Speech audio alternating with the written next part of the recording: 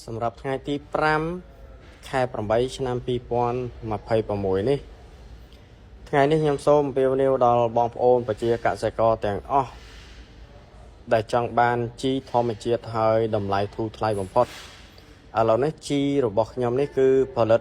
បានគ្រប់ដូសហើយបងប្អូនណាគឺរយៈពេលជិត1ឆ្នាំហើយ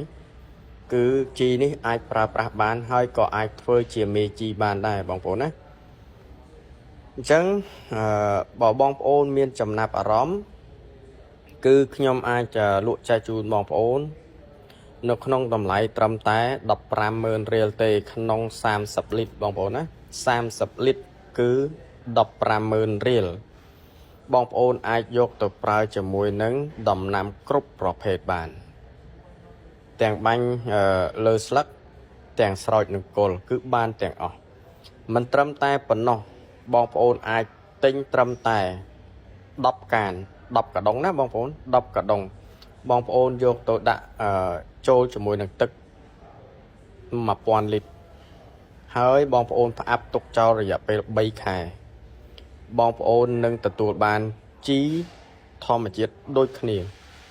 ដែលចេញពីជីជាលកា 3+1 ដូចគ្នាហើយមានឥទ្ធិពលហើយនឹងមានគេហៅថា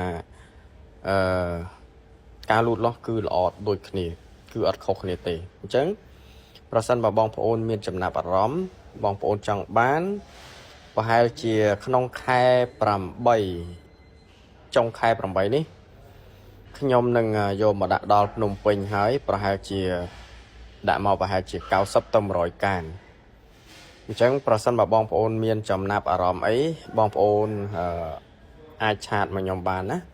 ហើយជីនេះគឺអាចប្រើប្រាស់ទៅលើគ្រប់ដំណាំទាំងអស់មិនថាបន្លែមិនថាស្រូវមិនថាពោតសណ្តែកមិនថាចន្ទីមិនថាស្វាយឬក៏តរ៉េនសាវម៉ាវទេគឺអាចប្រើបានគ្រប់ដំណាំទាំងអស់ហើយអានេះគឺជាលក្ខណៈគេហៅថាពន្លឿនសន្លឹកបានថាឲ្យត្រួយល្អទី1ទី2គឺជំរុញដើមស្លឹកហើយនឹងផ្លែផ្កាហ្នឹងគឺឲ្យវាមានលំនឹងហើយមួយវិញទៀតគឺ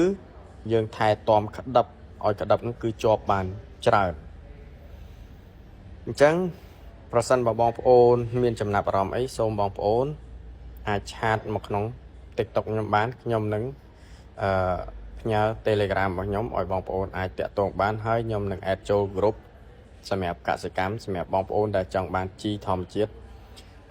ជីលកា 3+1 នេះហើយខ្ញុំលក់ចែកជូនដល់បងប្អូនប្រជាកសិករត្រឹមតែ15,000 រៀលក្នុងមួយកានបងប្អូនណាមួយកាន30លីត្រគឺតម្លៃត្រឹមតែ 15,000 រៀលទេ